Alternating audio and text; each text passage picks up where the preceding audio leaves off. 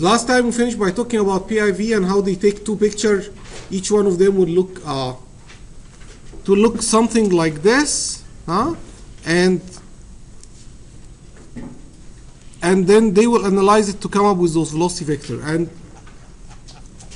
that velocity vector will basically tell us how does the velocity field look like.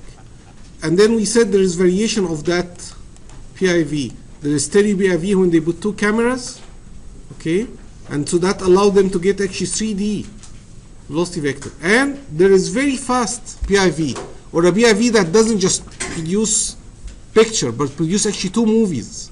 So then you would be able to see a movie of the flow field, how basically, say, a bird flapping or something, you will see as a vortex being shed, and this guy raising his wing, and then you will basically see it in real time.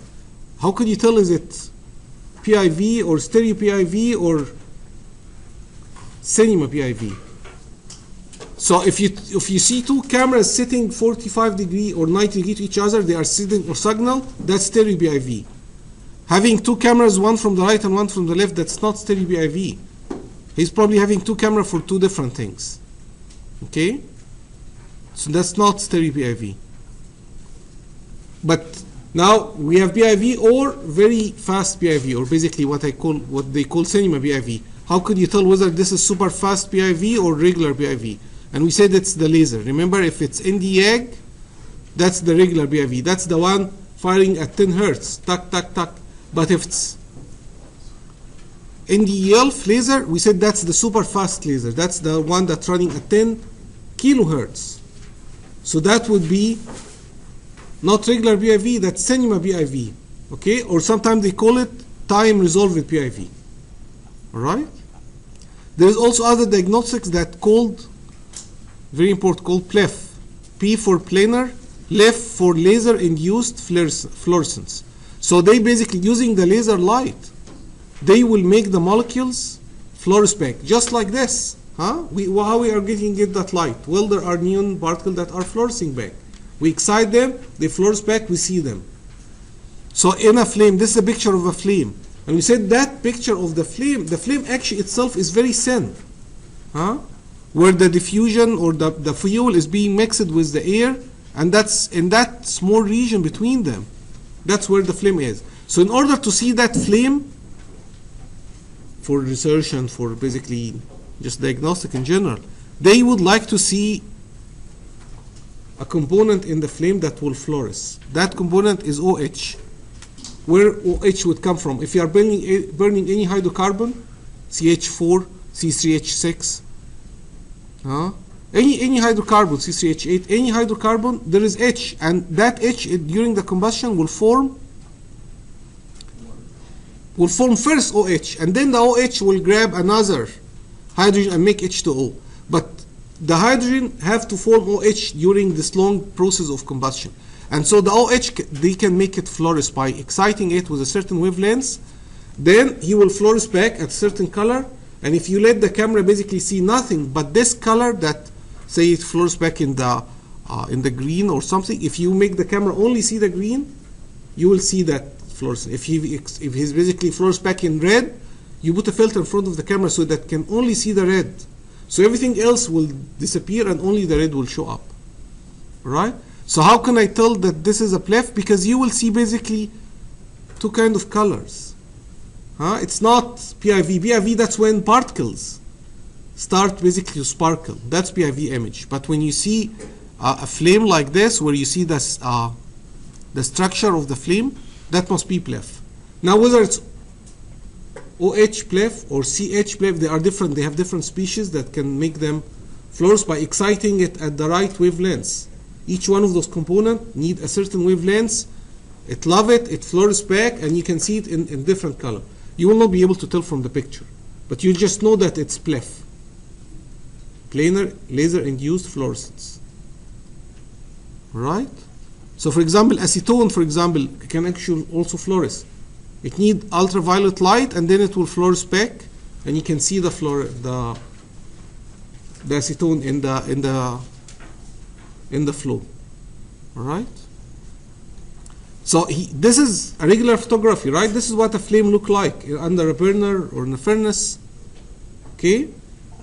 But to be actually be able to see where is the flame, you need, in order to be able to see, well, here is the flame exactly.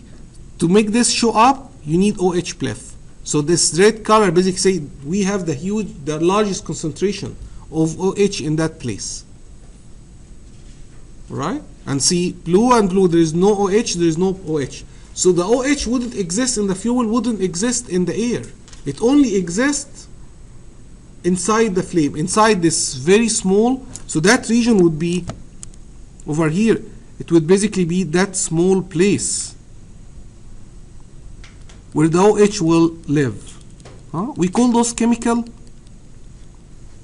Those are chemical radicals. Those radicals exist only during the flame, and after that they get oxidized and leave at H2O. And inside the flame, that's actually where the fuel is.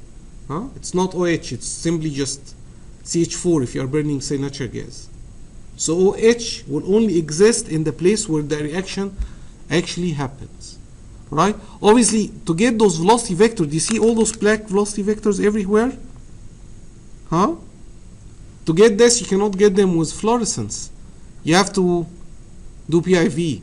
So this image is a combined PIV OH pleth, meaning they seeded the flow with other particles. And those particles, basically, they let them sparkle under another laser light, and they get the velocity vector out of them. And so that would be in a setup like this, where you have two cameras, each one of them looking for different color. Say one of them is looking for the green light for the PIV, and the other one, say, is looking for basically the OH signature, the light where it flows back from the OH. So that would be two cameras basically looking at that setup. Right? Like this. Look at that. So this is two cameras, they are doing two different things, but basically one of them is doing basically LEF, laser induced fluorescence, for that species, HCHO. What is that? That's a chemical radical that basically happen only in the flame, and they can see it by basically look at this, where it show up. You see the place where it's the signature is the strongest, that's where the flame is. All right? Very good. So one clue to tell whether it's, so that's an excellent question for the exam. You have a sketch like this, and basically he's asking you, is this is PIV or pleth? You look here and say, well, in the YAG laser, check mark for PIV. Check mark for your PIV. That's what you need for a PIV. But then you see this. So the NDIAG laser is pumping or basically operating a dye laser.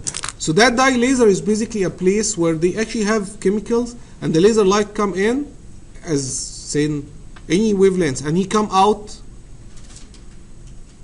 as different wavelengths. That's why the name dye laser. Right? And then you would know that must be not really PIV. For PIV, I just need the NDIAG laser. I don't need to change the color. That must be something where they need different colors. That must be OH pleth. Again, you cannot tell whether it's OH or CH or CHOH. Those are different chemicals that require different wavelengths, but at least you would know it's pleth. It's planar laser induced. And the P for basically they are shining a sheet. They are getting a 2D image. That's what planar stands for. Okay? So here is again a picture where they can basically make the dye fluoresce back. This is the laser induced fluorescence. Okay, see, this is they end up mixing two basically dyes, or they let the floor has different color, and then they let the flow coming from the top with a different species, and then they can see how the flow from the top is interacting with the boundary layer at the bottom, because the boundary layer is filled with different fluid or different basically fluorescence light. Right? So now here is another technique to get the velocity, and it's called MTV. Okay, so that's a really weird name, but MTV stands for molecular tagging velocimetry. So they tag the molecules. And by that, they can basically read their velocity. It's as if you are putting a label in each molecule. They are writing in air. They are making air molecule basically show up without any particle, without any smoke or titanium particle or choke particle, without adding extra particle. They are making the air particle by themselves show up. So how do they do this? They write lines in the air. So the air have O2 and N2. So they can change the level of excitation of those molecules by basically exciting them with, say, an ultraviolet light. And then those lines are written on those molecules. Those particular molecules of O2 and 2, they have different excitation level. Now they excite them with another, after they write, they excite them with another wavelength, and then they read their signature. And so what happened is you can read their signature twice, or basically read where they are twice. And between those two shots, there are certain time. During that time, what happens? They move. They see they were written as a grid, and now look how distorted they are.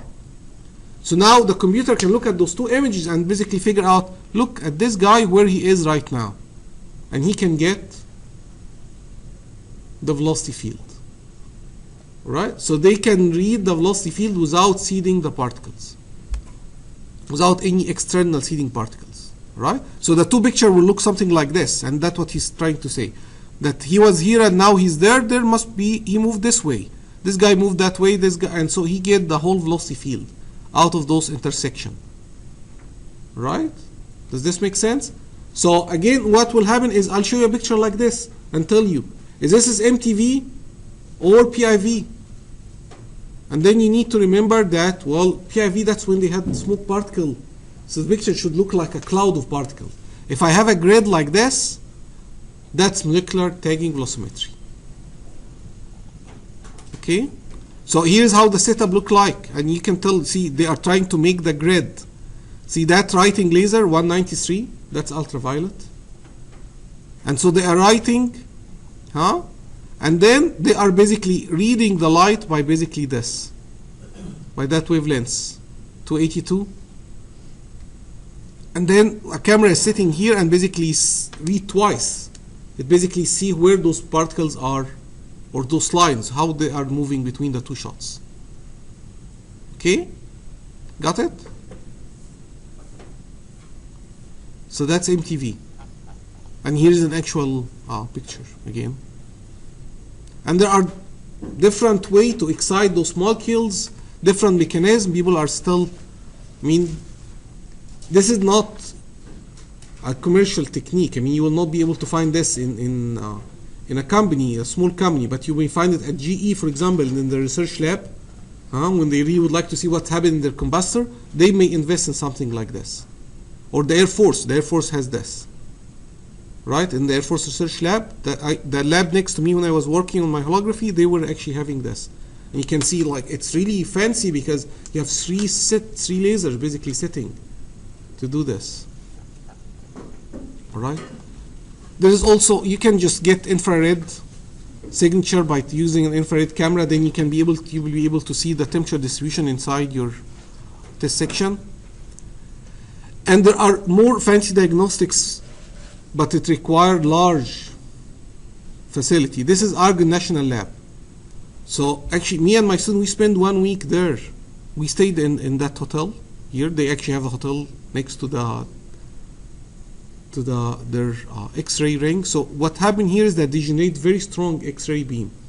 So that X-ray beam, and so those are so the ring is so big, okay.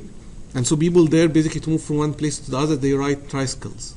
One night, so they give you basically the test cell. So each one of those boxes is basically a test cell, and so you'll have the test cell for yourself for, say, a week. You come in, you have it for 1 week, and then you leave, because other people basically are scheduled to run later after you. And so we go there and you run 24 hours because you cannot afford to spend a minute. So we had, me and two students, we were working on 24-hour shift. So every shift there are two people working. And then you get basically, so you work 8 hours and then you have 8 hour free time and then you sleep 8 hours and you run the other 8 hours. But basically the point is that the lab is working all the time. You're always taking measurements. And so you do it because of this. The regular X-ray, you can only see the large density variation, the bone in your hand or the teeth. But this guy, you can see, look at this. So we were checking basically fuel injector and how does whether there's bubbles inside when we inject the fuel or not. And you can see inside the liquid, right? So you can see bubbles inside the liquid and you can see droplet on the outside. So again, how is that going to show up in the final? You can see a picture like this, and then you ask you, was this shadowgraphy or Schlieren or X-ray? So how could you tell that it's X-ray? Well, because you are seeing inside. You are seeing bubble inside the liquid. That must be X-ray, right? So Schlieren will basically just show you a black if it's liquid, right? It will not be able to go through.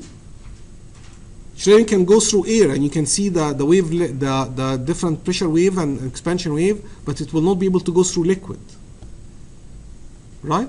This is not the only. This is only one technique of imaging technique they do in there. The whole thing is basically for different X-ray diagnostics, different for solids, liquid. I'm just interested in liquid, so that's why I'm showing you this. But they do a lot of diagnostics for different materials, right? This is called a hot wire anemometry. It's different from the hot wire visualization that we have seen, where they drip oil on a wire and they make it super hot that the oil start smoking and making those lines that we can see birds coming out. This is called hot wire anemometry. So the idea over there is that you have this very tiny wire, and that wire is part of electric resistance, electric circuit, bridge circuit. And if its resistance change, the circuit will be able to tell. And you get a voltage that basically proportional to the resistance. So how is that useful for us in fluid mechanics? Well, we will change the velocity on this wire, or we are trying to measure the change in the velocity on the wire, and that change in the velocity will result in change in resistance. Why? No, the wire is like really metal and it's held between 2 points. It will not stretch. Yeah, he will get cooler or hotter depending on the air speed, the heat transfer by convection. So basically, especially in that direction. So if the wind is coming in this direction or this direction, I mean normal to the wire, he will get cool, and that changes its temperature and that changes its resistance, and you can feel it in the voltage. Of course, if the velocity is coming this way, it will not cool as much, right? Why?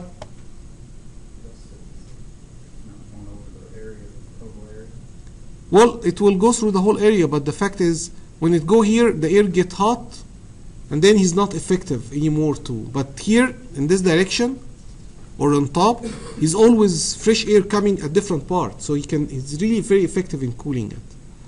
So if the flow is coming in this direction, then this wire will not do it. So what should I do then? How can I make it measure the velocity in the two planes?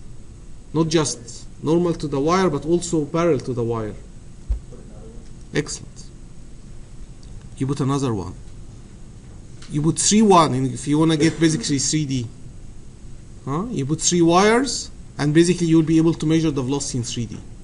Right? Of course, the difficulty with something like this was because it's so small. Why it's so small? Why the wire should be very small?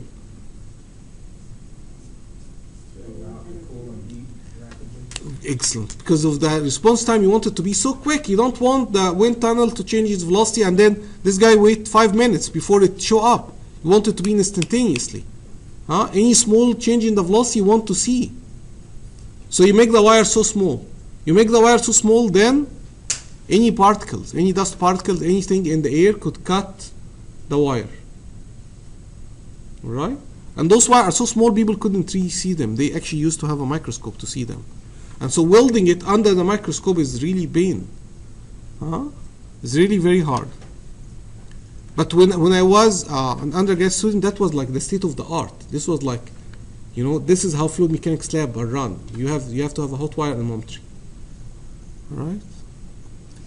And then they had this version. This is called hot film. So rather than just having a very small wire that have very fast response time, they coat that wire on a wedge. Now he will never be cut, right? He's painted on a wedge. So why you do this? Well, one of my supervisors basically was, they wanted him, they had problem with a sewage station. The sewage tank, they had some kind of an aerator, and they was worried that the velocity is not really uniform throughout the tank. And so they want to check the velocity in the sewage tank at the bottom. And so how do you do that? If you put a hot wire, of course, it will be cut the moment it touches the liquid to start with. But on a hot film, you know, you put it on a stick and you dump it down there, you'll be able to figure what is the different velocity at different location. Because it's really protected by staying on that wedge. Right? So this is called hot film, not hot wire. Different configuration. So you can put it on the wedge like this or on the tip of a cone. Right?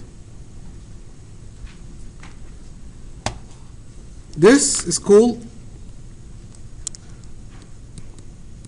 LDV, laser Doppler velocimetry. And so you will be able to tell by basically seeing all those, not sheet but lines intersecting at one point. That point is the point where you are measuring. You can measure the velocity at this point using those beams intersecting. There are 3 colors.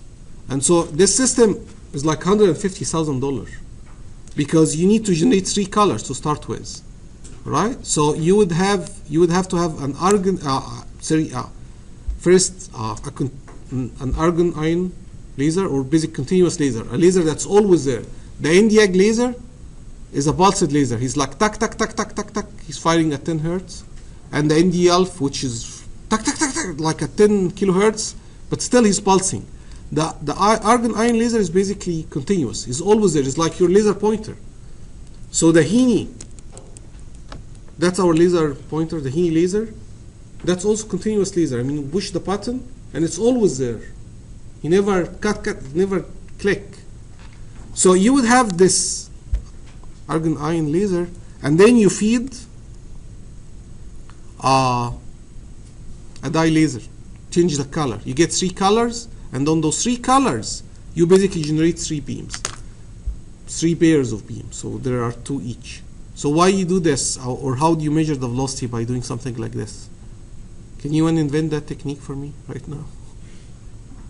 How measuring air velocity? So we have air here, say, and you'd like to see the velocity of that air. Of course, the 3 color for 3D. So each 2 colors are doing 1D, like X, Y, and Z. So let's focus on just 2 beams, color beams, like green beams are intersecting at a point, and you are trying to use them to measure the velocity in the X direction. How is that possible? How can you measure the velocity of the air using 2 laser light or 2 laser beam basically intersecting like this? Using the constant one as a reference, the constant beam, and then the other 2. So those 2 beams are both basically constant, or continuous. This is a green beam that they split into 2, and then basically they intersect at that point. It's the same light coming from the laser, and they split and they basically intersect. How does this be used for measuring air velocity?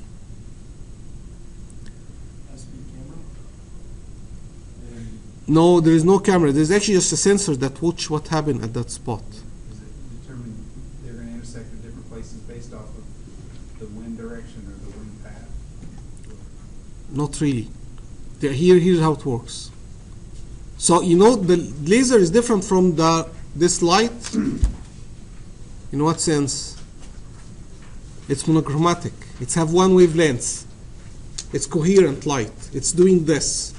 So when you intersect 2 beams that's doing like this,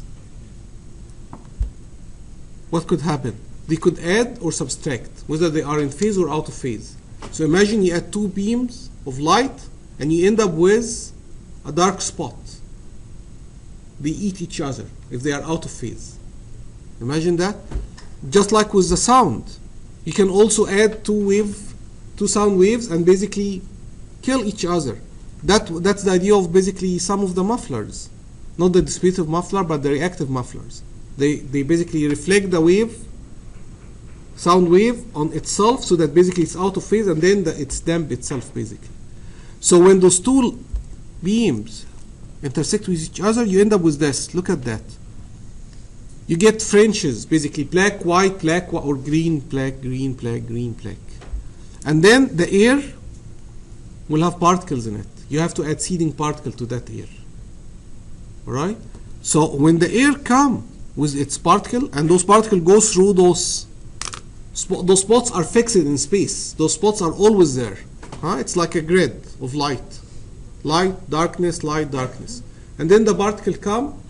If the particle is moving very slowly, he will shine and then disappear, because you go in the darkness, shine, disappear, shine, disappear. But he's moving very quickly, you will get this sparkling of light very quickly. Tack, tack, tack, right? So all you have to do is have something that look at that spot. Have a lens that collect the light, and that lens will collect something like this. The magnitude, or how bright the light reflected from him, that has to do with that particle itself. Is it very bright particle? Is the light is really strong? Is the sensor in the right place to get the reflection? But the frequency, the frequency or the time that's basically between tack, tack, tack, tack, or tack, tack, tack, tack, tack, tack, that time is function only of the speed. Right? The speed of the particle. If he's moving very slowly through those trenches, you will hear tack, tack, tack. But if he's moving very quickly, you will tack, tack, tack, tack, tack. And so you can just put a counter, frequency counter, that basically analyze this signal, and he will basically tell you, are you getting the signal very quickly or very slowly? And that will be the velocity. Alright? So of course, this is if the particle is moving this way. If the particle move like this, what will happen? Right, he will just either go into the black and will never show up, or either go into the white spot and basically just always be, no matter how quickly or how slowly, he will just show up. So that's why we need normal to it. So if this is graded like this, you need a grade like this. And that's why you need the two other beam normal to it. And why they are two different color? I mean, why one of them is green and the other one is light blue? Why we just don't make everything green? Because you don't want the reflection to be mixed up. You want each sensor to be able to measure the reflection from two pairs. Or I am the one measuring X component, I am the one measuring the Y component. And you cannot get the Z from the same spot, so that's why you need the Z from different place. Right? So if this was an engine or a gas turbine and you'd like to measure the velocity, all you need to do is a hole, and you basically send the light from that hole, they intersect, and the sensor is already here too. So the sensor that would read something like this is already sitting in the same place where you are sending the light. So what I'm saying is that the sending optics and the receiving optics, they are all in the same head. Okay, and what do you call this again? LDV. Laser Doppler Velocimetry. Right? And here, so that probably the sketch will be something like this. So you'll see something like this, and then I will ask you, is this LDV or PIV? So the moment you see all those lines intersecting, that's not PIV. We do PIV by shining a sheet of light, right? Not laser beam, a sheet. We need to eliminate the whole test section in the wind tunnel to do PIV. So all those are LDV, right? And you can see they are measuring the velocity at this point, at this point, at this point, and even inside the water. But when they do it inside the water, they need to seed the water with particles too, right? You need to seed the water with also sparkling particles.